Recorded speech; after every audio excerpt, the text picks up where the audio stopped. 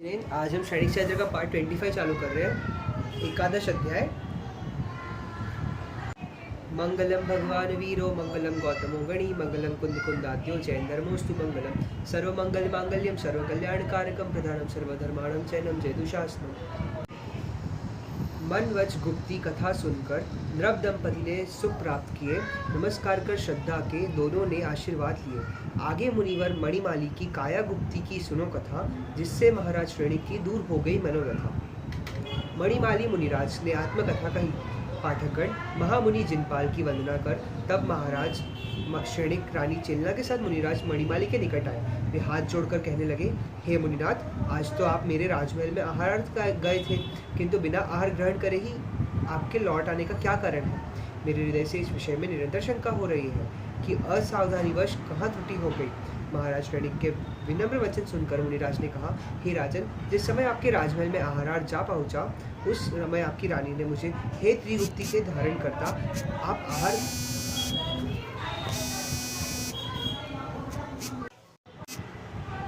हे त्रिगुप्ती के धारण करता आप आहारार्थ ठहरिए कहकर संबोधित किया था, किंतु मैं कायागुप्ती का पालन करता नहीं हूँ, अतः आपके यहाँ आहार लेने में असमर्थ रहा।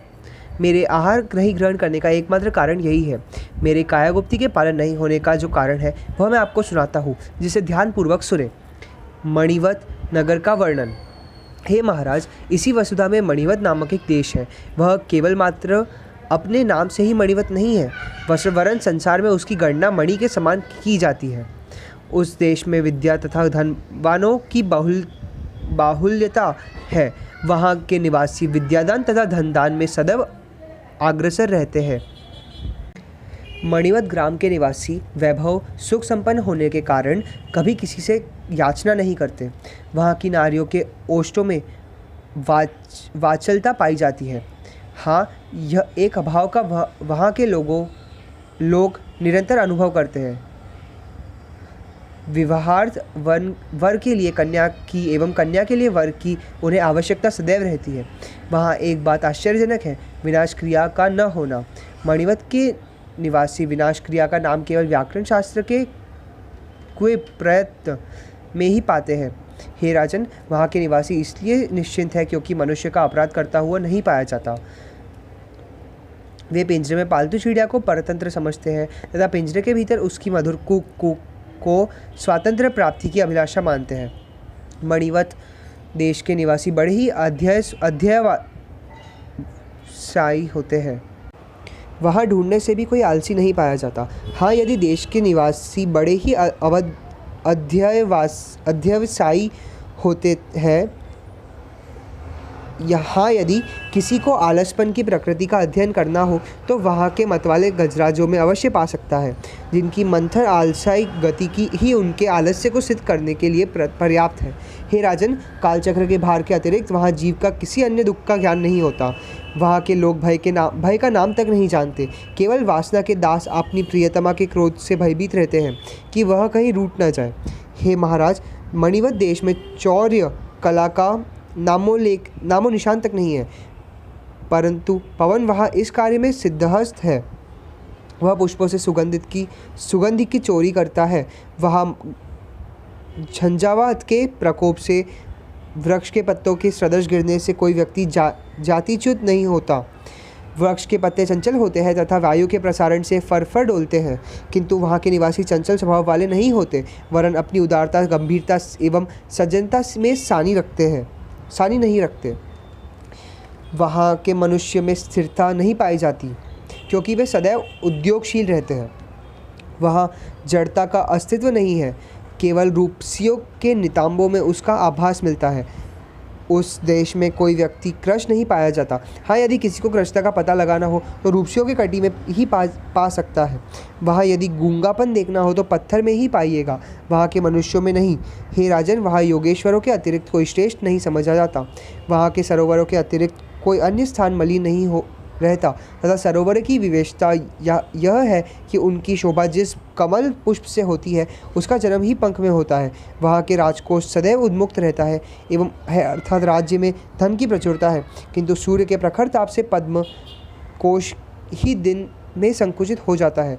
हे नृपति, वहाँ के निवासी परस्पर में ईर्ष्या और द्वेष का नाम तक नहीं जानते।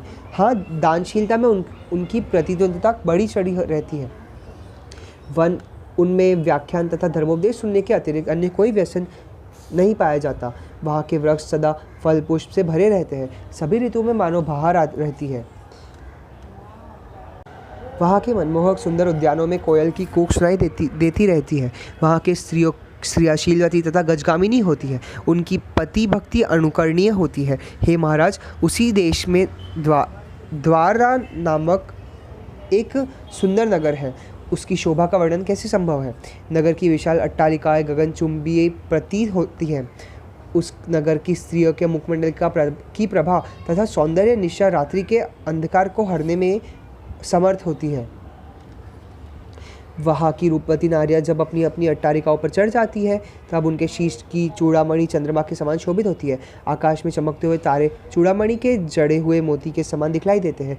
हे राजन, उस दारा नगरी में मनमाली नामक राजा था। अपनी प्रिय प्रजा के ऊपर मैं न्याय नीति के शासन करता था। मैंने क्षत्रिय कुल में जन्म धारण किया था। मेरी पत्नी का नाम गुणमाला था। वह सर्वगुण संपन्न नारी रत्न थी। मणिशेखर नामक एक नीतिज्ञ पुत्र था। हे नृपति, मैं जैन धर्म का दृढ़ अनुयायी था, अतः मेरा जीवन सुखमय व्यतीत हो रहा था। भोग में सदा लीन रहने के कारण समय में बीतने में विलम्ब हो नहीं हुआ। एक समय की घटना है कि मेरी पत्नी ने मेरे शीश के केशों पर अपना कोमल हाथ फेर रही थी। तब उसने उनमें एक श्वेत केश देखकर चौंक कर कहा, आह, जिस यमराज के कालचक्र के सन्मुख महान बलशाली सम्राटों, चक्रवर्तियों, नारायण प्रति नारायण सदृश शलाका पुरुष की हस्ती नहीं रही, उसका दूत यहाँ भी आ पहुँचा। न जाने मेरी प्रसन्नता कहाँ विलीन हो गई। मेरे मुख से एकाएक निकल पड़ा, हे प्राणप्रिय, वह कालदूत कहाँ है?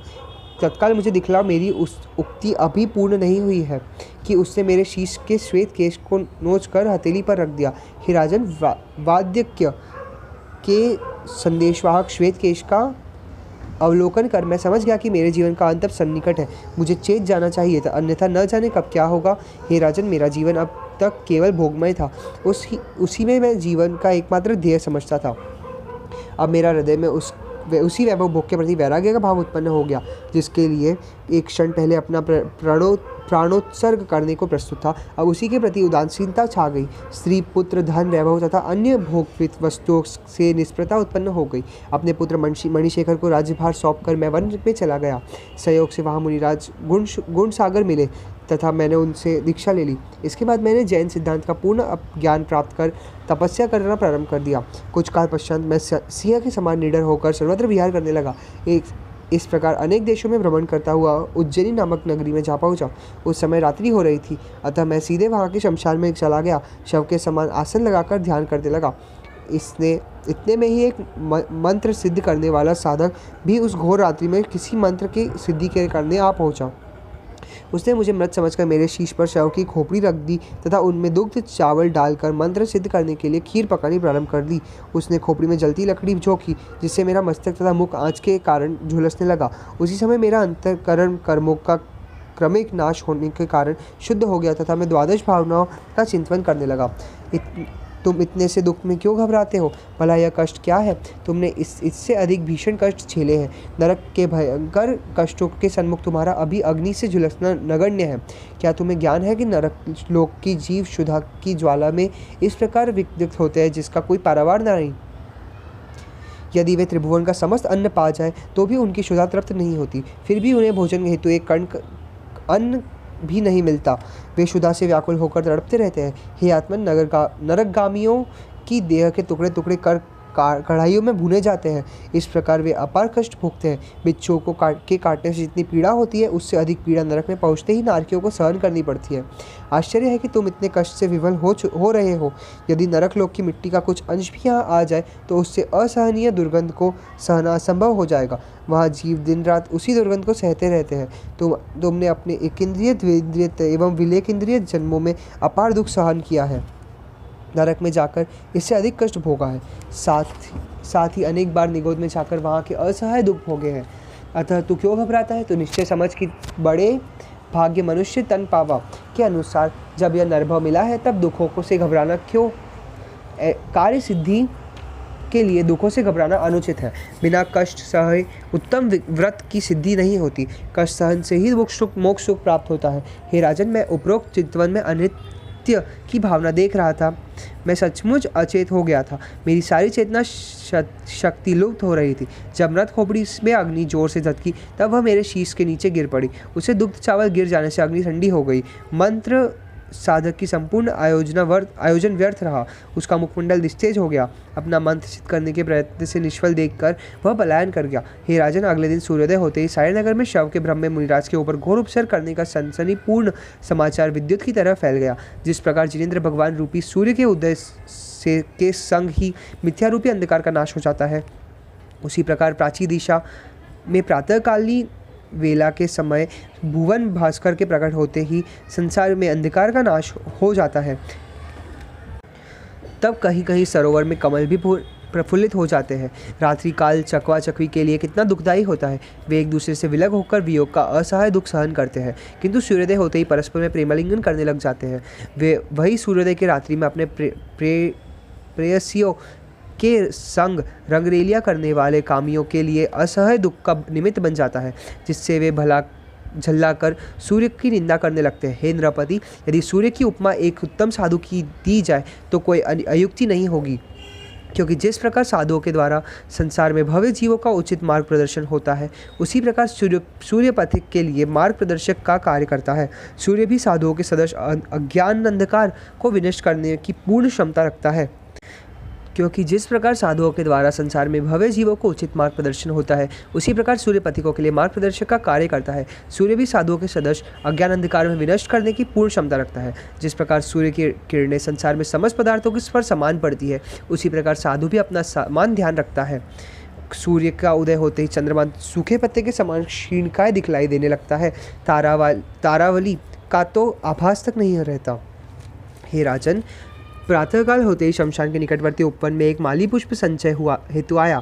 तब उसने मुझे अर्धदग्ध अवस्था में शव के सदृश पड़ा देखकर नगर में जाकर जिंदातादी सेठों को सूचना दी। नगर के समस्त सेठ मेरी दुर्दशा का दुखद समाचार सुनकर शोक प्रकट करते हुए शमशान भूमि में मेरे समीप आए। मुझे इस प्रकार दयनीय अवस्था में देखकर उनका हृदय शोक से विवल हो गया। वे हाय हाय कहकर अपना दुख प्रकट करने लगे। किस दुष्टात्मा ने मुनिराज के इस प्रकार घोर कष्ट दिया? वह अधम पापी कौन है जिसने मुनिराज के ऊपर उपसर्ग कर अपनी नरसंता का परिचय दिया? इस प्रकार कहते हुए सेठ जिंदत ने मुझे अपने घर उठवा कर ले आए। उन्होंने मेरे उत्तम वैद्य से मेरा उपचार करने की हेतु प्रार्थना की। सेठ जिंदत की अभिलाषा सुनकर वैद्य ने कहा, प्रिय सेठ, मुनिराज के गंभीर से आहत अवस्था को देखते हुए इन्हें दीर्घकालीन उपचार की आवश्यकता है। यदि आप कहीं से लाक्षामूल तेल का प्रबंध कर सके तो अति उत्तम होगा। उससे ही मुनिराज के विवध मस्तक का उपचार हो सकता है, किसी अन्य औषधि से नहीं। वैद्यराज ने सेठ जिंदत के करबद्ध निवेदन किया कि जिज्ञासा की कि हे वैद्यराज, अब जब आपने कृपा कर औषधि का नाम बतलाया है, तब उसकी प्राप्ति का उपाय भी बतलाया, अन्यथा हमारे ढूंढने से तो मिलने की नहीं। वैद्यराज ने कहा, सुनो जिंदत, इस नगर के में भट्ट सोम शर्मा नामक एक ब्राह्मण है, उसी के यहाँ लाक्षामूल का तेल मिलेगा। उससे याचना कर आप वहाँ से ले आए, जिसके प्रयोग से मुनिराज की क्षत विक्षत काया को अवश्य शांति का अनुभव होगा। सेठ जिंदत तत्काल भट्ट सोम शर्मा के निवास पर जा पहुँचे। उस समय भट्ट तो निवास पर नहीं थे, पर उनकी स्त्री तुकारी वहाँ थी। सेठ ने उसके भगिनी कहकर संबोधित किया तथा निवेदन किया, हे भगिनी, इस समय मैं एक आवश्यक कार्य के निमित्त से आपके निकट आया हूँ तथा आशा करता हूँ कि आप मेरी मनोकामना अवश्य पूर्ण करेगी। बात यह है कि किसी दुष्टात्मा ने महामुनि मणिमाली का शीश अर्धदग्ध कर दिया है, जिसकी असह्य वेदना से वह अचेत है। वैद्य ने लाक्षामूल का तेल मुनिवर का उपचार बताया है, इसलिए हे भगिनी, मैं तुम्हारे निकट औषधि के युक्त तेल लेने आया हूँ। इस हेतु मैंने मनचाहा मूल्य प्रदान करने के लिए प्रस्तुत हूँ। सेठ जिंदत ने के विनम्र वचन सुनकर तुंकारी ने कहा, सेठ जी, भला आप यह क्या कह रहे हैं? क्या मैं मूल्य लेकर तेल दूंगी, वह भी मुनिराज के लिए? तेल की जितनी आवश्यकता हो आप सहज ले जा सकते हैं। औषधि दान से भावी जन्म में कोई रोग नहीं होता। मेरे कोठे पर लाक्षामूल तेल के भरे हुए बहुत से घट रखे हुए हैं, आप वहाँ से जितना चाहे तेल ले जा सकते हैं। तुंकारी के इस प्रकार नम्रतापूर्वक वचन सुनकर सेठ जिंदत की प्रसन्नता का पारावार न रहा। वे कोठे से तेल लेने का एक घड़ा लेकर कंधे पर रख चल दिए। सेठ जैसे ही अपने कंधे पर तेल का घट रख कर अभी कुछ दूरी गए थे कि वे दैववश वह घट गिर गया कर खंड हो गया। तेल का घट भूमि पर गिरते ही मिट्टी में मिल गया। हे राजन, सेठ जिंदत के काटो तो खून नहीं, वे निष्प्रभ से रह गए। क्या करें अथवा क्या नहीं, उन्हें कुछ भी नहीं सूझता था। वे हाय मार कर मन मसोते से रह गए। वे सोचने लगे, हाय सर्वनाश हो गया, एक घट दुष्प्राय तेल मैंने नष्ट कर दिया। हे भगवान, अब क्या होगा? बड़ी कठिनाई से इतना तेल मिला था। यदि तुंकारी ने पुनः तेल की याचना करूँगा तो वह देने से नहीं पर मुझ पर अत्यंत रुष्ट होगी। इस प्रकार आगा पीछा विचारते हुए भयभीत सेठ जिंदत तुंकारी के यहाँ गया। उसने तुंकारी से तेल गिरने की घटना पुनः तेल की देने की प्रार्थना की। तुंकारी सेठ संतुष्ट हो गई कि तेल का घट अनजान में गिरकर फूट गया है। अतः उसने जिंदत से कहा, सेठ जी, इसमें विषाद की क्या आवश्यकता है? यदि अनजान में आपसे कंधे से तेल का घट गिर कर फूट गया है तो इसमें चिंता की कोई कारण नहीं है। मुनिराज के उपचार हेतु ऐसे कितने घट नौछावर हैं, आप जितना चाहे तेल ले जा सकते हैं। जिंदत प्रसन्न होकर पुनः तेल का एक घट लेकर किंतु मार्ग में ठोकर खाकर गिर पड़ा, जिससे उसके कंधे से तेल का घट पुनः गिर पड़ा। घट का संपूर्ण तेल मिट्टी में मिल गया। सेठ ने इस बार भी ब्राह्मणी के निकट घट फूटने का वृत्तांत जाकर सुनाया। ब्राह्मणी ने सहज भाव से पुनः तेल का घट ले जाने को कहा, लेकिन अब तृतीय घट भी सेठ जिंदत के कंधे पर से गिरकर फूट गया। तब उसकी विकलता का अंत न रहा। वह समझ गया कि भाग्य ही विपरीत है, तब कौन सा मुख लेकर जाऊँ। किंतु मुनिराज की पीड़ा का स्मरण होते ही सेठ ने फिर ब्राह्मणी के निकट जाकर इस घट के फूटने का समाचार दिया। उस समय जिंदत का मुखमंडल मलिन हो गया। उसकी चिंता का स्पर्श खींच आई थी। सेठ के उदास देखकर ब्राह्मणी का हृदय करुणा से भरा। उसने कहा, प्रिय बंधु, तेल के 3 घट तो क्या, यदि समस्त घट भी फूट जाए तो भी चिंता की क्या आवश्यकता है? आप प्रसन्नता के साथ निशंक होकर जितनी आवश्यकता हो तेल ले जा सकते हैं। जिंदत तेल का घट कंधे पर रखकर इस बार सकुशल अपने घर पहुंच गया। मार्ग में वह ब्राह्मणी की नम्रता, उदारता का विनम्रता का पर फूला नहीं समाता था। उसके हृदय में ब्राह्मणी के सद्व्यवहार से ने अपना अधिपत्य जमा लिया था। जिंदत के चित्त में ब्राह्मणी के प्रति श्रद्धा के भाव उत्पन्न हो आया। वह तेल का घट अपने घर रखकर ब्राह्मणी के निकट पहुंचकर विनीत शब्दों में कहने लगा, हे देवी, तुम धन्य हो, तुम्हारी धर्म भावना प्रशंसनीय है। मैंने तुम्हारे समक्ष क्षमा की प्रतिमूर्ति अभी तक नहीं देखी। तुम्हारे तेल के 3 घट मैंने नष्ट कर दिए, किंतु तुमने मेरे से क्रोध का स्थान पर क्षमा का व्यवहार किया। मैंने तुम्हारी कितनी क्षति की, पर तुमने बारंबार मुझे समाधान देकर अपनी सदरता का परिचय दिया। मैं किन शब्दों में तुम्हारे सद्गुणों की प्रशंसा करूं? सेठ जिंदत की प्रशंसा युक्त वचन सुनकर तुंगारी ने कहा, हे बंधु, मैंने क्रोध के करने का दुष्परिणाम भोग चुकी हूँ, अतः सदा धैर्य तथा शांति से कार्य करती हूँ। जिंदत ने आश्चर्य प्रकट करते हुए ब्राह्मणी से उसकी कौतूहलजनक आपबीती कथा सुनने की प्रार्थना की। तुंगारी कहने लगी, हे सेठ जी, इस भूतल पर आनंद नामक एक नगर है। उसका आनंद नामक 16 आना सत्य है। उस नगर में आनंददायक वस्तुओं का सदैव बाहुल्य रहता है। उसी नगर में शिव शर्मा नामक एक धनी ब्राह्मण रहता था। उसकी स्त्री का नाम कमलश्री था, कि जिसका रूप मनोमुग्धकारी था। उसके विशाल नेत्र सर्वत्र सुवर्ण तथा सुंदर देह तथा स्मित कटाक्ष रूपसियों के लिए ईर्ष्या की वस्तु थी। उसके 8 पुत्र थे, उन्हीं 8 भ्राताओं की भद्रा नामक मैं भगिनी थी। समस्त कुटुंबीजन मुझे स्नेह की दृष्टि से देखते थे। मैंने अपने माता पिता के नेत्रों की पुतली सदृश थी। मेरे 8 भ्राता मुझे बहुत चाहते थे। मेरी भावजे मुझ पर अनुराग रखती थी। मैं रूपवती तथा गुणवती तो थी ही, अतः घर बाहर हर स्थान पर मेरा आदर होता था। सभी मुझे मंगल सूचक संबोधन से उद्बोधित करते थे, लेकिन मुझ में एक दुर्गुण था, मैं तुंकार शब्द से चिढ़ जाती थी। एक दिन ऐसी घटना हुई कि मेरे पिता ने राजगढ़ दरबार में जाकर निवेदन किया, हे दीनबंधु, मेरी कन्या तुंकार शब्द से चिढ़ जाती है, अतः मैं आपसे प्रार्थना करता हूँ कि कोई उसके सामने तुंकार शब्द नहीं कहे। राजा ने मुझे बुलवाकर तुंकार शब्द से चिढ़ने का कारण पूछा। मैंने कोई समुचित उत्तर न देकर केवल प्रार्थना की, हे राजन, मैं आपसे विनती करती हूँ कि कोई व्यक्ति मेरे सामने तुंकार का उच्चारण न करे, अन्यथा उपद्रव के लिए मुझे दोषी न ठहराया जाए। राजा के सम्मुख इस प्रकार कहकर मैं अपने घर चली आई, किंतु बात फैल गई तथा जन सामान्य ने मुझे जानबूझकर तुंकारी नाम से ही पुकारना चालू कर दिया। मैं भी भला क्या करती, बस मन महसूस कर रह जाती थी। एक दिन सहयोग से नगर के ब्राह्मणवर्ती शुभ्र नामक वन में मुनिराज गुणसागर का आगमन हुआ था। राजा से लेकर रंग तक नगर निवासी मुनिराज के दर्शन के लिए गए। मैं भी अपने परिवार के साथ गई। सब मुनिराज को नमस्कार कर उनका उपदेश अमृत सुनने के लिए वहाँ पर भूमि पर बैठ गई। मुनिराज ने उत्तम उपदेश के सबके हृदय में शांति का वातावरण उपस्थित कर दिया। कई शुभ परिणामी प्राणियों ने श्रद्धा के साथ व्रत ले लिया। मैंने भी अन्य के साथ श्रावक के व्रत ग्रहण कर लिए। व्रत लेने पर भी मैं तुंकार शब्द से चिढ़ना त्याग पाई। फलस्वरूप मैं 8 मदों से युक्त हो गई। मेरे सहोदर भी बड़े भारी हठीले निकले। उनके संसर्ग में मेरा स्वभाव ऐसा हठीला हो गया कि मेरे पिता के सन्मुख मेरा विवाह एक जटिल समस्या बन गया। कोई सुपात्र मेरे संग विवाह करने हेतु प्रस्तुत न था। कोई बंधु बांधव भी हमारी सहायता नहीं करना चाहता था। मेरे वृद्ध पिता सब ओर से हताश हो गए पर विवश थे। हे भ्राता, सोमशर्मा नामक एक कुख्यात द्रुत प्रेमी ब्राह्मण भी उस नगर में रहता था। वह बिना द्रुत क्रीड़ा के एक दिन भी व्यतीत नहीं कर सकता था। इसी दुर्व्यसन से ने उसे कौड़ी कौड़ी के लिए पराश्रित बना दिया। फलतः वह घोर विपत्तियों में फंस गया। कहते हैं हारा हुआ जुआरी सब कुछ दांव पर लगा देता है। अंत में एक दिन यही उक्ति उस पर चरितार्थ हुई। वह अपनी समझ धन संपदा धुत क्रीड़ा में गवा बैठा। फिर भी वह विजयी जुआरियों से उष्ण न हो सका। वह अब सर्वस्वहीन एवं विवश था। जब जुआरियों ने देखा कि सोमशर्मा उसका ऋण शोधन करने में असमर्थ है, तब सबने मिलकर उसे एक वृक्ष से जकड़कर बांध दिया तथा पाद एवं मुष्टि प्रहार से उसकी प्रताड़ना प्रारंभ कर दी। उस समय किसी ने मेरे पिता से जाकर जुआरियों द्वारा सोमशर्मा की दुर्दशा का वृत्तांत कहा सुनाया। कुछ सोचकर मेरे पिता ने उस स्थान पर पहुंच गए जहाँ वह वृक्ष से बंधा हुआ था। वह कहने लगे, हे द्विज कुमार, तुम्हारी यह दुर्दशा देखकर मुझे दया आ रही है। तुम्हारे मुक्त होने का एक ही युक्ति है। यदि तुम स्वीकार करो तो मैं कहूँ। सोमशर्मा की एकमात्र अभिलाषा थी कि किसी प्रकार जुआरियों के बंधन से मुक्ति मिल जाए। उसने प्रसन्नता से तत्काल अपनी स्वीकृति दे दी। इधर मेरे पिता भी चाहते थे कि इसकी विषम परिस्थिति से लाभ उठाना चाहिए। बड़े भाग्य से ही ऐसा सुअवसर प्राप्त होता है।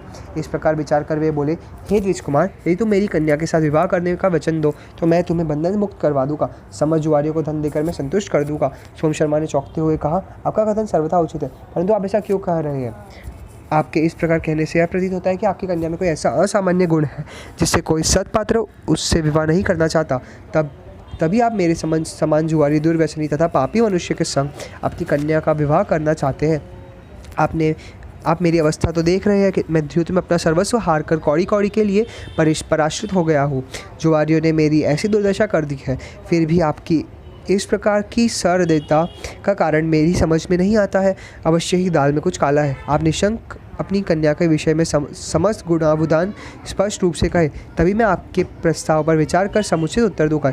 यद्यपि वह सोमशर्मा दुर्व्यसनी से ग्रस्त होते हुए आमूल पापी बन चुका था, तथापि उसने मेरे पिता से युक्तियुक्त वार्तालाप किया। मेरे पिता ने उत्तर दिया, हे विप्र कुमार, मेरी कन्या रूपवती है, गुणवती है, वह समस्त कलाओं में के विशारद है, किंतु उसमें एक भयंकर दुर्गुण है। वह तुंकार शब्द से चिढ़ती है, अन्यथा वह सर्वगुण संपन्न, ललित कला पारंगत एवं रूपवती कन्या है। यदि तुम उससे अपना विवाह कर लोगे तो तुम्हारा जीवन सुखमय बन जाएगा। हाँ, यह संभव सदैव स्मरण रखना कि उसे तू शब्द से संबोधित न करना। हम, आप, प्रिय आदि किसी भी संबोधन का प्रयोग करना।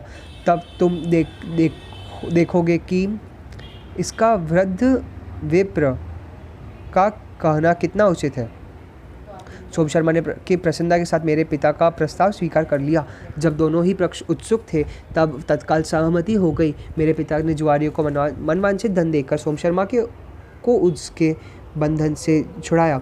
सोमशर्मा पिता के संग ही मेरे घर आ गया। कुछ दिन पश्चात एक शुभ मुहूर्त में सोमशर्मा के साथ मेरा विवाह संपन्न हुआ। पिता भी निश्चिंत हो गए। हम दोनों आनंद के साथ अपना जीवन व्यतीत करने लगे। मेरे पतिदेव सदैव सावधानीपूर्वक तुंकार संबोधन का परिहार करते थे, अतः हम दोनों में पारस्परिक दाम्पत्य सूत्र बंधन दृढ़ होने लगा। एक समय किसी कार्यवश मेरे पतिदेव को अन्यत्र प्रस्थान करना पड़ा। मार्ग में नृत्य, गान इत्यादि मनोरंजन होते देखकर वे भी उसमें दर्शक बन गए। देखते ही देखते आधी रात्रि बीत गई। तब उन्हें घर लौटने की सूझी। तब वे द्वार पर आकर खोलने की पुकार मचाने लगे। मैं अर्ध सुषुप्तावस्था में थी। प्रथम तो मैंने उनकी पुकार ही नहीं सुनी, फिर तंद्रा भंग हुई। तब मैंने पतिदेव के उच्च स्वर में द्वार खोलो पुकारते हुए पाया, लेकिन हठीले स्वभाव के कारण मैंने जानबूझकर सोई रही। मेरे मन में पति के इतनी रात्रि बीते पर लौटने पर विरह वेदना से तीव्र क्रोध उत्पन्न हो रहा था। मैं विचार करने लगी कि देखो, प्रथम तो अर्धरात्रि पर्यंत प्रत्यागमन न कर मुझे व्याकुल कर दिया तथा अब द्वार पर कोलाहल कर रहे हैं कि वे कब से प्रतीक्षा कर रहे हैं। हाँ, अब तो उनके अनेक दुर्वचनों से मेरा अपमान भी कर रहे हैं। मैं भी आज की रात्रि का द्वार कदापि न खोलूँगी, तभी उन्हें उचित शिक्षा मिलेगी। जब उन्हें मार्ग पर रात्रि व्यतीत करने में कष्ट का अनुभव होगा, तब वे मेरे विरह वेदना को समझेंगे। इस प्रकार निश्चय कर मैंने मौन धारण कर यथावत लेटी रही। जब पति ने पाया कि उनके हर स्वभाव से प्रयास से मैं द्वार नहीं खुला, तभी क्रोध में उन्मुक्त होकर गरज कर बोले, अरे तुंकारी, तू जीवित है अमृत? मैं कब से पुकार रहा हूँ, पर तू दुष्ट हट पर अड़ी है। इतना सुनते ही मेरे क्रोध का पारा इतना चढ़ गया कि जिसका कुछ हिसाब न रहा। मैं क्रोध से भस्मीभूत हो गई। मेरी सारी देह सूखे पत्ते के समान थर थर काँपने लगी। मैंने न आगे देखा न आप देखा न ताव, बस सिंहनी के सदृश बिरफ्ती हुई द्वार खोलकर रात्रि में तीर के समान वन की ओर चल पड़ी। यद्यपि तब क्रोध के मैं बिना सोचे समझे घर से निकल आई थी, किंतु मुझे जिन जिन विपदाओं का सामना करना पड़ा, उनका स्मरण करते ही हृदय में प्रकंपित हो जाता है, वाणी रुद्ध होने लगती है। हाँ, तो उसी अर्धरात्रि में मैंने एक घनघोर वन में जा पहुंची। रात्रि भयावह लग रही थी। सच तो यह है कि ऐसी अर्धरात्रि में केवल क्रूर क्रमाचोर, उल्लूक अथवा कामी पुरुषों यत्र तत्र भटकते रहते हैं, जबकि शेष विश्व प्रगाढ़ निद्रा में दिवस काल में किए गए परिश्रम की अपनी कांति का निवारण करता है। किसी को अपनी तन की सुधि नहीं रहती। ऐसे समय में घर त्याग कर मैंने सुनसान घोर वन में जा पहुंची। उस समय भी मेरी समस्त चेतना क्रोध के आवेश में विलुप्त हो रही थी। मैं विक्षिप्त की भांति बिना इधर उधर देखे आगे बढ़ती जा रही थी। इतने में कई 10 दुष्यु मेरे सन्मुख अपनी भयावह वेशभूषा लेकर आ पहुँचे। उन दस्युओं ने मुझे बंदी बना लिया। मेरी तो चेतना ही लुप्त हो गई। मैं अपने मन में विचार करने लगी कि इतनी रात्रि में गृह त्याग कर मैंने बड़ा बचपना किया है, किंतु अब पछताया होता क्या जब चिड़िया चुग गई खेत। मेरी रक्षा का कोई उपाय सुलभ नहीं रहा। मैं सिंह के पंजे में हिरणी के समान पड़ी हुई थी, सर्वथा विवश थी। दस्युओं ने मुझे ले जाकर अपने सरदार के सामने खड़ा कर दिया। हे भ्राता जिंदल, वह दस्युओं का सरदार क्या था, मानो साक्षात यमराज का प्रतिरूप। उसकी भयावह आकृति दर्शक को आपातमस्तक प्रकंपित कर देती थी। वह दस्यु सरदार वस्तुतः एक भील था। सौरभ का पार करते हुए वह दुष्ट शटत पर उतर आया। मुझे प्रिय शब्द से संबोधित करते हुए बोला, मैं तुम्हारे चरणों का सदा सेवक बना रहूँगा। यदि तुम मुझे पति के रूप में स्वीकार करो तो मैं तेरा आजीवन आज्ञाकारी बना रहूँगा। अपने चित्त से समस्त भय निकाल दो। मैं तेरे प्रणय का याचक हूँ। तुझे अपने प्राण से अधिक मांगूंगा। उस दुष्टात्मा के वचन मेरी देह में शूल के समान चुभे। मैं किंकर विमूढ़ हो गई। उस समय मैंने दृढ़ता से काम लिया तथा उससे समझाना प्रारंभ किया, हे भीलराज, यह तुम क्या कह रहे हो? क्या तुम अभी तक यह ज्ञात नहीं हुआ कि कुलीन प्राणी कभी कुमार्ग का पथिक नहीं बनना स्वीकार नहीं करता? ठीक उसी प्रकार कुलीन नारियाँ भी अपनी शीलव्रत नहीं त्यागती। जो कोई प्राणी अपना शीलव्रत भंग करता है, वह अपना लोक परलोक दोनों बिगाड़ता है। उसे जन्म जन्मांतर में अपार दुख भोगना पड़ता है। पर सच तो यह है कि कामातुर के लिए सदाचरण का उपदेश निरर्थक है। जिस प्रकार अंगारवत तप्त लोहे के तवे पर जल की 2 बूंद कुछ भी प्रभाव नहीं कर डाल सकती, केवल भाप बनकर उड़ जाती है। उसी प्रकार दुष्टात्मा भील सरदार के लिए मेरा अनुनय विनय, मेरी सारी उत्तम शिक्षा व्यर्थ सिद्ध हुई। जिस प्रकार मूषिक के ऊपर बिल्ली टूट पड़ती है, अपने आखेट पर सिंह झटकता है, उसी प्रकार वह दुष्ट मेरे ऊपर टूट पड़ा। मुझे अपनी भुजाओं से दृढ़ता के साथ आबाद कर अपने निंद्य मनोरथ की सिद्धि के लिए बहुत तत्पर हो गया। मैं संभल गई तथा दृढ़ता के साथ काम लिया। मैंने उसी समय ताड़ गई कि यह दुष्ट मेरा शीलव्रत भंग किए बिना अब नहीं मानेगा। तत्काल पद्मासन लगाकर मैंने एक स्थान पर बैठ गई तथा अपने नेत्र मूंद लिए। उसकी सारी कुचेष्टाएं व्यर्थ सिद्ध हुई। उसके बहुविधि प्रयत्न करने पर भी मैं टस से मस नहीं हुई। जब भी सदाचार से सरदार को अपनी वासना की तृप्ति का कोई उपाय नहीं सूझा, तब उसने क्रोधित होकर मुझे अपनी संगियों को सौंप दिया। हे बंदूक, कुएं से बची तो सामने भयंकर गहरी खाई मिली। भील सरदार के अनुचर उससे बढ़ चढ़ कर दुष्टात्मा लंपट एवं दुष्ट थे। वे सब मिलकर मेरे शीलव्रत का नाश करने के लिए कटिबद्ध हो गए। मैं भी यह समझ गई कि अब इन दुष्टों के द्वारा मेरा पातिव्रत्य धर्म अवश्य ही खंडित हो जाएगा। ठीक उसी समय वन देवी ने आकर मेरी रक्षा कर ली। उस समय प्रकट होकर उन नरधम दस्युओं को लाठी के प्रहार से भगा दिया एवं उन पापियों के चंगुल से मेरी रक्षा कर अपने यहाँ ले आई। देखो मैं कितनी कठिनाई से शीलव्रत की रक्षा कर पाई। यद्यपि मेरे अंदर अवगुणों का अभाव नहीं था, किंतु एक शीलव्रत की रक्षा करने के कारण मेरी आत्मा दृढ़ बनी रही। यह सुनकर सच तो यह है कि अपने धर्म पालन में सदा तत्पर रहते हैं, उनके लिए कुछ भी असंभव नहीं है। देवता तक उनकी सेवक बन जाते हैं। किसी ने उचित कहा है, जो मरता धर्म करने में वह मरकर भी नहीं मरता। अमरता उसको मिलती है जो दृढ़ सेवाव्रती रहता। ऐसे दृढ़ व्रतियों के समक्ष संसार में सबसे प्रबल मदमाती शक्ति भी अपना माथा टेक देती है। देवी के यहाँ जाकर मैं सुखी नहीं रही। यद्यपि उसने दुष्टात्माओं से मेरा उद्धार किया था, तथापि वहाँ का जीवन मेरे लिए दुखमय था। हे भ्राता, मैं उन दुष्ट दस्युओं के चंगुल में नग्न प्राय हो गई थी। मेरे तन पर लज्जा निवारण तक के लिए पर्याप्त वस्त्र नहीं थे।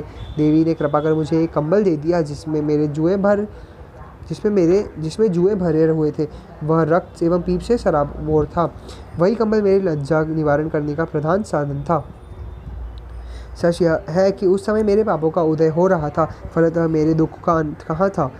अभी उस देवी की अनुकंपा सुनिए। अपने वस्त्र रंगने के लिए वह मेरे शीश के केश नोचकर रक्त निकालती थी। उस समय मेरे शीश में असहाय पीड़ा उत्पन्न होती थी, किंतु करती क्या घोर विवशता थी। वह मेरे शीश के केश उखाड़कर रक्त निकालती थी तथा मेरे शीश पर लाक्षामूल का तेल लगाकर मेरी पीड़ा का हरण की कुचेष्टा करती थी। देव संयोग से उसी वन में यौवन देव नामक मेरा भ्राता राजा पराशर के यहाँ से लौट रहा था। वह उज्जैन के राजा से किसी आवश्यक कार्य हेतु वहाँ गया था। मेरे भ्राता की दृष्टि मुझ अभागिनी पर पड़ गई। उसकी हृदय हर्ष से गदगद हो गया। उसने बड़े स्नेह से मुझे गले लगाया। मैं अपने प्रिय भ्राता के साथ उज्जैनी लौट आई। माता पिता से मिलने पर आप प्रीति कहा सुनाई। मेरी कष्ट गाथा सुनकर माता पिता अधीर हो उठे। दुख के कारण मेरी देह क्रश हो गई थी, जिससे परिवार के सभी सदस्य बहुत दुखित हुए। कुछ काल के पश्चात मैं अपने पति के घर लौट आई। तभी से मैंने क्रोध करना त्याग दिया। मैं क्रोध करने का कटु फल भोग चुकी हूँ, इसलिए अब उससे क्रमशः निर्लिप्त रहना चाहती हूँ। हे जिनदत्त, धर्म एक वृक्ष के सदृश है। सम्यक दर्शक ही उसका धर्मरूपी वृक्ष का मूल जड़ है। समग्र शास्त्र उस वृक्ष के पीड़ंकर है। दान उस वृक्ष की शाखा सदृश है। धर्मरूपी वृक्ष के गुण पत्ते हैं, कीर्ति पुष्प है तथा मोक्ष ही उसमें फल है। उस धर्म वृक्ष में ही क्षमारूपी जल पड़ने से संचित होता है, जिससे धर्म का स्वरूप पवित्रमय होता है। यदि उस वृक्ष में क्रोध रूपी अग्नि लग जाए तो वह अवश्य ही विदगत होकर भस्म हो जाएगा। अतः प्रत्येक मनुष्य का यही कर्तव्य होना चाहिए कि वह अपने हित के लिए क्रोध करने का परित्याग कर दे। सच है कि क्रोध के सदृश इस संसार में अन्य कोई पाप नहीं है। क्रोध ही पाप की जड़ है। अतः उसे त्याग देने से ही मनुष्य का कल्याण संभव है। आगे का बाद में पढ़ेंगे। या वाणी के ज्ञानते सूझे लोकालोक, सो वाणी मस्तक देव सदा देत कोई दुख। हे जिन वाणी भारती तो जपो दिन रैन, जो तेरा शरणागत है सो पावे सुख चैन। 9 बार नमोकार मंत्र।